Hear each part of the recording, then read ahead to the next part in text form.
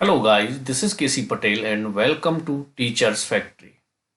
Teachers factory के YouTube channel में आप सभी का स्वागत है। अगर आप लोग चैनल पर नए हैं और शिक्षक भर्ती की तैयारी करते हैं तो शिक्षक भर्ती से रिलेटेड महत्वपूर्ण अपडेट और इन्फॉर्मेशन के लिए चैनल को सब्सक्राइब कर लें एंड बेल आइकन को जरूर प्रेस कर दें ताकि शिक्षक भर्ती से रिलेटेड आने वाली अपडेट और इन्फॉर्मेशन आप लोगों को नोटिफिकेशन के माध्यम से मिल सके। जैसा कि आपको पता है सीटेट जनवरी में जो एग्ज़ाम होने वाला है उसकी क्लासेस आपकी ऑलरेडी चल रही हैं। ठीक है, ये एग्ज़ाम आपका कब होने वाला है? 21 जनवरी को आपका ये एग्ज़ाम होने वाला है। 21 जनवरी जो आपका एग्ज़ाम है ऑफलाइन मोड में होगा। तो सीडीपी के ऑलरेडी मैं काफ़ी टॉपिक आप लोगों के साथ शेयर कर चुका हूँ, उसकी प्लेलिस्ट बनी हुई है। नीचे प्लेलिस्ट आपकी होगी सीडीपी बाल विकास एवं शिक्षा शास्त्र के नाम से, बाल विकास एवं शिक्षा शास्त्र। प्लेलिस्ट में जाकर के पुराने वीडियो भी आप देख सकते हैं। तो चलिए शुरू करते हैं हमारा आज का जो टॉपिक है उसके बारे में कि आज का टॉपिक क्या है हमारा। आज हम पढ़ेंगे आरटीई एक्ट। ठीक है, आज हम क्या पढ़ेंगे? आरटीई एक्ट को पढ़ने वाले। चलिए तो शुरू करते हैं हम लोग आज का अपना टॉपिक।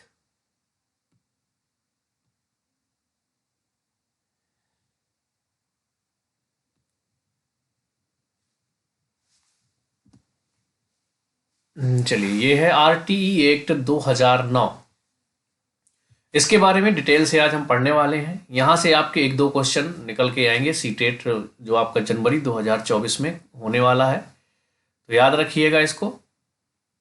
ठीक है, चलिए जो हमारा है ये क्या है? सीटेट जनवरी 2024 में आपका एग्जाम होगा, उसका आज महत्वपूर्ण टॉपिक हम करने वाले हैं आरटीई एक्ट 2009।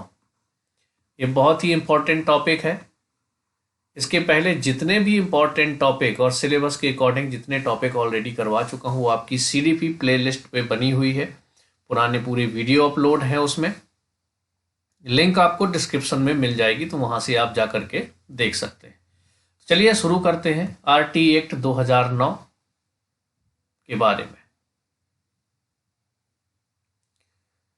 शिक्षा का अधिकार अधिनियम, इसको हिंदी में आप क्या कहेंगे? शिक्षा का अधिकार अधिनियम, right to education act. Right to education act 2009 में तैयार हुआ, परंतु 1 अप्रैल 2010 में लागू हुआ।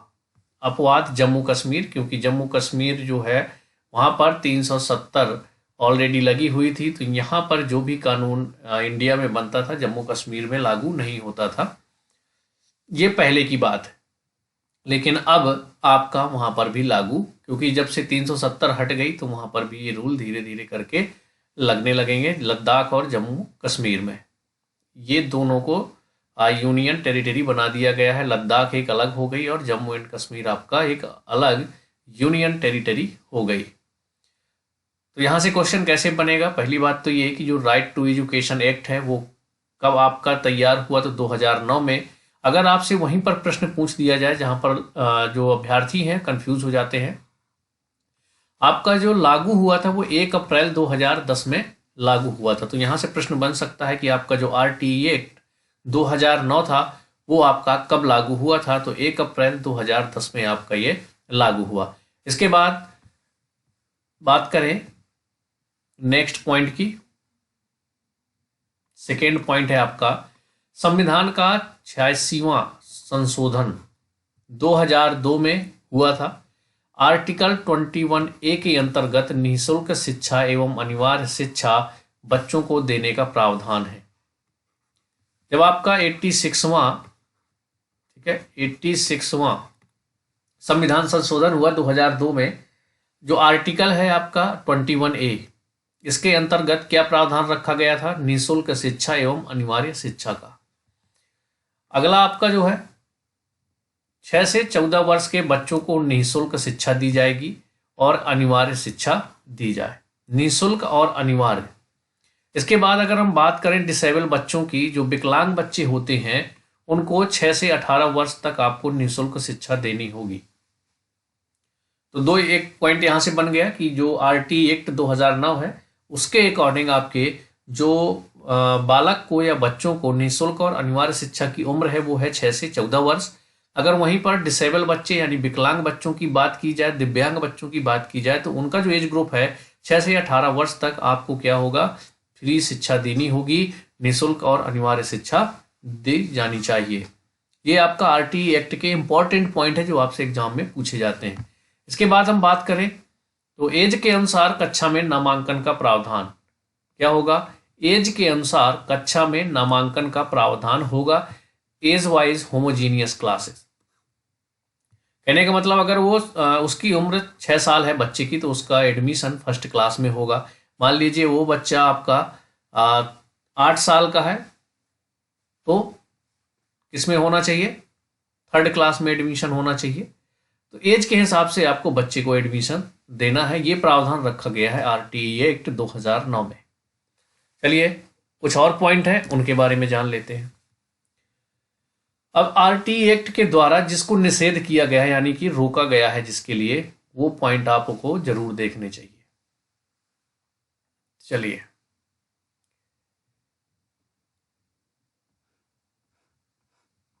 आरटीई के कुछ महत्वपूर्ण निषेध जिनको रोका गया है कि आप ऐसा नहीं कर सकते आरटीई एक्ट 2009 के तहत। पहला पॉइंट जो बहुत इंपॉर्टेंट है, बच्चों को शारीरिक या मानसिक सजा नहीं देना है। याद रखिए, बच्चे को चाहे शारीरिक सजा की बात हो या फिर आपके मानसिक सजा की बात हो, वो नहीं देना है। ये आरटीई एक्ट 2009 में मेंशन किया गया है। इसके अलावा उम्र के अनुसार सीधा नामांकन, कोई टेस्ट नहीं होगा।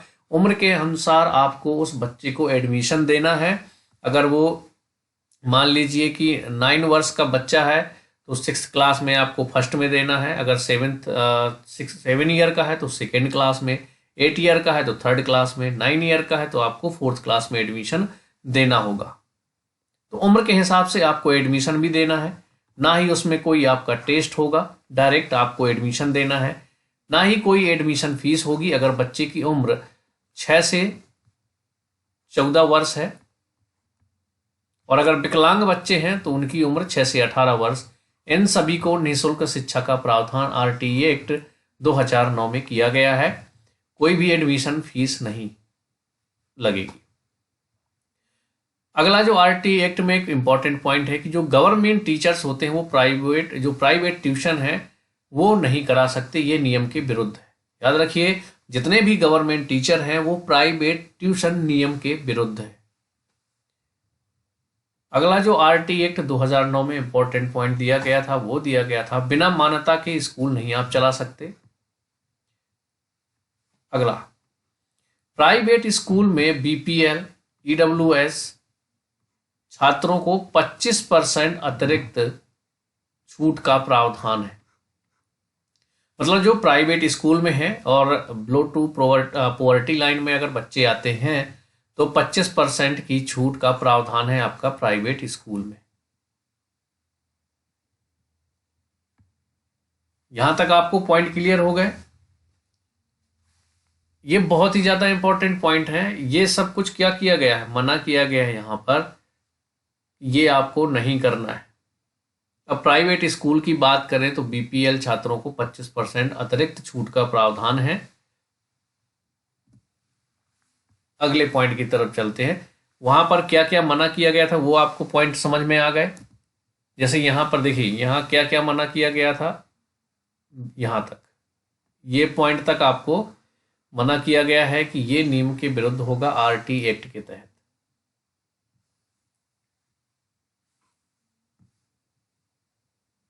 ठीक, एक सेकेंड रुकिए थोड़ा सा। चलिए अब यहां पर आपको चीजें क्लियर हो जाएंगी।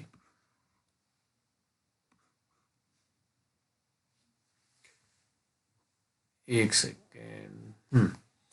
अब अगले जो है आपके यहाँ पर क्या है, प्राइवेट स्कूल में बीपीएल छात्रों को 25% को अतिरिक्त छूट का प्रावधान है। अब ये जो पॉइंट है आपका,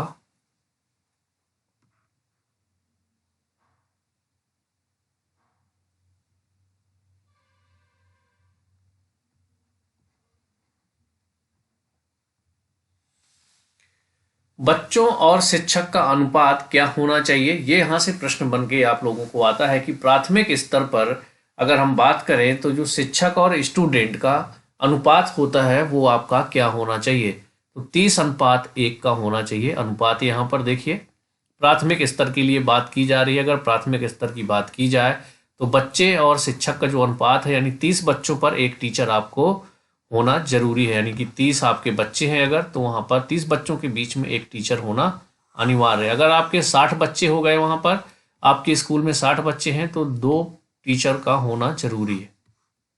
इस तरह से प्राथमिक स्तर में जो बच्चे और शिक्षक का रेशियो है वो 30:1 का है। इसके बाद बात करें प्राथमिक स्कूल बच्चे के घर से 1 किलोमीटर दायरे में, जो आपका उच्च प्राथमिक है वो 3 किलोमीटर दूरी पर होना चाहिए। ये आरटीई एक्ट 2009 में ये प्रावधान रखा गया है कि जो आपका प्राथमिक स्कूल है वो बच्चे के घर से 1 किलोमीटर से ज़्यादा दूर नहीं होना चाहिए। और अगर हम बात करें उच्च प्राथमिक की तो वो 3 किलोमीटर से दूर नहीं होना चाहिए। उच्च प्राथमिक आपका आता है 6 to 8 वाला। इसके बाद बात करें जो इंपॉर्टेंट पॉइंट है, इनको आप लोग जरूर नोट करिएगा। कक्षा 1 से 5 में एक वर्ष में कम से कम 200 वर्किंग डेज होना चाहिए, यानी कि विद्यालय खुलना चाहिए या चलना चाहिए। कितने दिन? 200 दिन। ये बात हो रही है 1 to 5 की, यानी कि प्राइमरी क्लास की, प्राथमिक स्कूलों की बात हो रही है। आपको एक वर्ष में जो वर्किंग डेज हैं कम से कम 200 दिन होना चाहिए। इसके बाद बात करें 6 to 8 के लिए, तो एक वर्ष में कम से कम 220 दिन आपके वर्किंग डेज होने चाहिए।